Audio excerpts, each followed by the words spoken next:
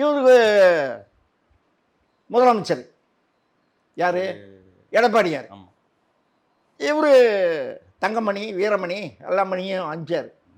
போய் பேசுங்க, பாவம் நம்ம கட்சியில் சேர்த்துக்கலாம், அவரை விட்டுருவானா அப்படின்னு சொல்லிட்டு அவர் இட்டுன்னு வந்து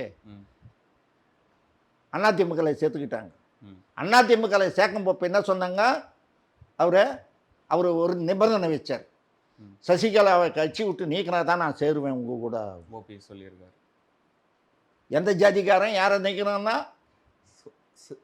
ஒரே ஜாதிக்காரன், ஒரே ஜாதிக்காரன். சரிங்களா? சசிகலாவை நீக்கினா தான் வருவேன்.